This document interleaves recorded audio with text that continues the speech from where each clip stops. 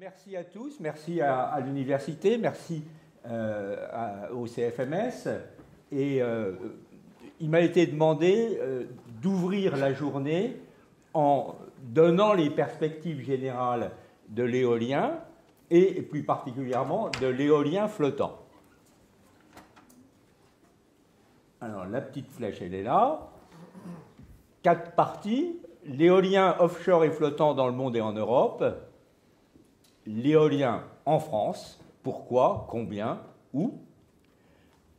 Une brève mention de ce dont vous avez certainement entendu parler, le trou d'air de l'éolien en 2023 et les perspectives. Ici, on parle d'éolien offshore, toute catégorie, flottant et posé. Et à vrai dire, au jour d'aujourd'hui, il y a extrêmement peu de flottants. Donc, c'est le total égale à peu près le posé. C'est le cumul fin 2022, et en bleu un peu plus foncé, c'est la capacité ajoutée en 2022. Il y a 2 pays qui dominent à l'évidence, la Chine et le Royaume-Uni. Et le reste, c'est un peu des petits joueurs. Le cumul offshore-onshore depuis 2012, eh bien, la croissance de l'éolien aujourd'hui, c'est peut-être pas une bonne introduction à votre journée, c'est l'éolien à terre. La droite, la courbe qui est droite du haut, et l'éolien en mer, le vert, est sensiblement plus bas, et dans ce vert, au jour d'aujourd'hui, il n'y a presque pas d'éolien flottant.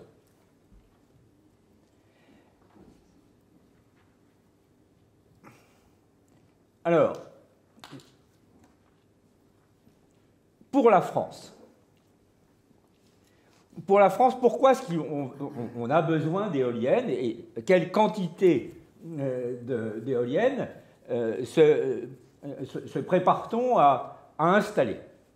Pour le comprendre, il faut assimiler, il faut enregistrer l'objectif français de décarbonation de son mix énergétique. Et il est illustré par ce graphique. La partie grise, ou beige en haut dans la partie supérieure, c'est la partie fossile du mix énergétique. En 2021, c'est à peu près 1600 MW. Et il faut faire tendre cette partie fossile à 0 en 2050. C'est le 0 émissions nettes en 2050. Pour ça, il faut faire croître les énergies décarbonées hors électricité et l'électricité. Donc on est dans des perspectives où la demande d'électricité va croître assez fortement. Il y a des chiffres qui sont ceux qui sont présentés en pavé épais, c'est 630 TWh d'électricité en 2050 contre 430 aujourd'hui, donc une augmentation de presque 50%, mais on peut penser que c'est sous-estimé, que ça sera plutôt dans les 800 TWh d'électricité. Donc une très forte électrification de la demande et donc de la production. Comment la faire? On a un président de la République qui est prospectiviste, et il a donné les objectifs dans un discours qu'il a prononcé à Belfort, qui fait référence en matière de politique énergétique française, en février 2022. Il a dit qu'il y aurait du nucléaire dont vous entendez parfois parler, 6 plus 8 EPR, mais qu'il y aurait aussi beaucoup d'énergie renouvelable. Et en jaune, c'est le solaire, qui atteindrait 100 gigawatts en 2050. En bleu, c'est l'éolien terrestre, 38 gigawatts en 2050. Et en vert, l'éolien en mer, l'éolien maritime, offshore, 40 à 45 gigawatts. Et là, c'est la totalité de l'éolien en mer, ce n'est pas uniquement le posé. Alors, il est important de se rappeler que le rendement, autrement dit la production d'électricité annuelle par ces différents moyens, elle n'est pas du tout proportionnelle à la puissance installée. Et donc, quand on tient compte des différences de rendement, à peu près 15% pour le solaire, à peu près 30% un peu moins pour l'éolien à terre et 40, approchant à 50 sur l'éolien en mer, eh bien, les objectifs de production du discours de Belfort, les objectifs d'installation de puissance, se convertissent en objectifs de production, et là, eh bien, l'éolien maritime devient la première énergie renouvelable en térawattheure produit, en énergie produite, suivie par le solaire et suivie par l'éolien terrestre, 140, 131, 75. Ceci est dans un contexte qui est marqué par des progrès technologiques très importants. Donc vous voyez ici l'évolution des tailles d'éoliennes depuis le 19e siècle, en réalité, puisqu'il y a des éoliennes depuis très très longtemps, jusqu'à aujourd'hui, où les éoliennes sont de l'ordre de 10 MW, voire plus que 10 MW, et peut penser qu'on arrive à une asymptote dans les technologies actuelles, compte tenu du poids des éoliennes, mais les constructeurs, et en particulier General Electric, annoncent la sortie d'éoliennes dont le générateur sera équipé de fils supraconducteurs entre guillemets basse température et permettant d'aller encore plus loin en puissance. Alors, la basse température, c'est moins 60 degrés, et il faut imaginer qu'on est au milieu de l'océan des installations sans opérateur humain qui produisent de l'azote liquide jour et nuit, et que ça marche sans défaillance. Donc, pour moi, on n'y est pas encore, mais c'est la perspective. Alors, je passe au point suivant et je me focalise sur la France. La France, ce que vous montre cette carte, c'est les projets actuels, déjà en construction, je pense que vous les connaissez tous, et les projets qui sont déjà attribués. Donc, ils sont essentiellement le long de la côte normande, et ils sont tous posés. Sud-Bretagne, qui est plus ou moins en lien avec l'espace académique ou universitaire nantais, mais je ne sais pas exactement dans quelles conditions. Et deux projets également plutôt prototypes en Méditerranée pour lesquels on commence à tirer les éoliennes au milieu de la mer. Donc voilà les projets actuels. Alors j'anticipe un peu sur ce qui va vous être dit dans la présentation suivante. Les éoliennes de demain, où seront-elles? Alors j'espère que la présentation suivante vous dira qu'elles sont au même endroit que celui. Sinon, vous pourrez faire des comparaisons. Alors, il y a un débat public organisé par la Commission nationale du débat public qui est en cours, qui se termine mi-avril et à laquelle tous les citoyens comme vous et moi pouvons contribuer. Et il a identifié ce débat public, en réalité, quatre zones d'implantation qui font chacune l'objet d'un sous-débat public. Donc, la façade Normandie-Hauts-de-France, la façade Bretagne-Pays de Loire, la façade Nouvelle-Aquitaine et la façade Méditerranée. Alors, en haut à droite, je ne suis pas sûr qu'on voit très bien, parce que c'est des copier-coller, vous avez les perspectives de réservation qui sont présentées aux citoyens et où on leur demande est-ce que ça vous paraît pertinent d'avoir des éoliennes.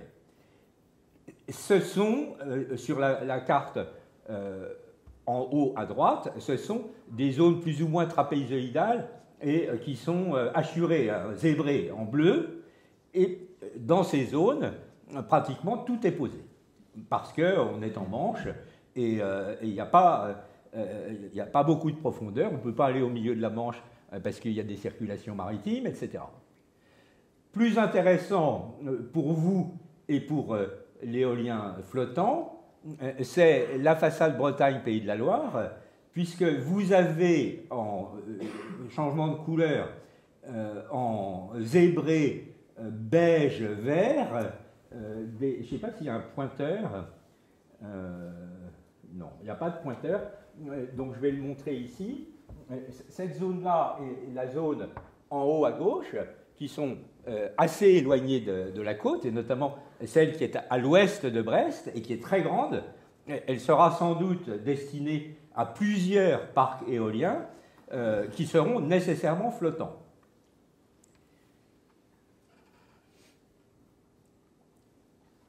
Je passe. Je peux faire un petit commentaire. Oui, ça c'est la troisième zone sur la partie gauche.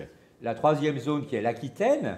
L'Aquitaine, il n'y a pas d'éoliennes dans la partie sud de l'Aquitaine parce qu'il y a un centre d'essai de missiles de l'armée française pour les missiles embarqués dans les sous-marins. Et l'armée ne veut pas que ces missiles aillent taper les éoliennes, ça coûterait très cher, et donc elle interdit l'implantation des éoliennes dans le sud de la côte ouest, ce qui est bien dommage parce qu'elle s'y prête très très bien. Mais en revanche, je souligne ce qui s'est passé pour le parc éolien qui initialement s'appelait Oléron. Donc on voit l'île d'Oléron là-haut, au nord de l'estuaire de la Gironde, lequel on repère bien. Et ce parc devait être destiné à des éoliennes posées. Et puis le débat public local a conduit à dire « Ah, mais ce serait tellement mieux s'il était plus loin et flottant ». Et donc, l'emplacement qui va être retenu, qui est le B, sera sans doute flottant. D'autant plus que, si j'ai bien compris, mais vous savez ça mieux que moi, la Gironde, l'écoulement de l'eau fait que c'est plus profond en face de la Gironde. Donc le parc, il a été repoussé, pas si loin que ça de la côte, mais à un endroit où les fonds sont plus profonds. Donc, perspective d'éoliens flottants. Et enfin, la Méditerranée. La Méditerranée n'est présentée sur cette carte que la partie ouest de la Méditerranée, parce qu'en réalité, sur la partie est, il n'est pas prévu d'éoliennes, à la fois parce que Antibes et Monaco, etc., et à la fois parce que les fonds sont assez profonds.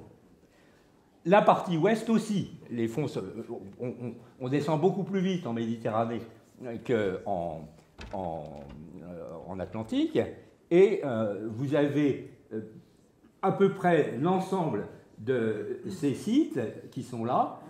Ils sont éoliens en mer à l'horizon de 10 ans, éoliens flottants en mer à l'horizon de 10 ans, éoliens flottants en mer à l'horizon 2050, c'est le bleu. Tout ce qui est bleu, c'est de l'éolien flottant. Alors, je passe au point suivant, qui est l'industrie éolienne, comment elle se porte. Comment elle se porte.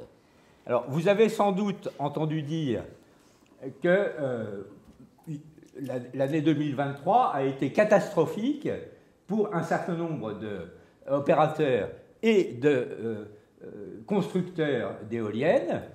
Vous avez à gauche le cours de bourse d'un très grand opérateur européen qui s'appelle Ørsted, qui est descendu des trois quarts, la valeur boursière a chuté à peu près des trois quarts en 2 ans, notamment parce que Ørsted a annoncé renoncer à des concessions qui lui avaient été attribuées en Grande-Bretagne et aux États-Unis parce qu'elles n'étaient plus rentables. Et pourquoi elles étaient plus rentables? C'est à la fois parce que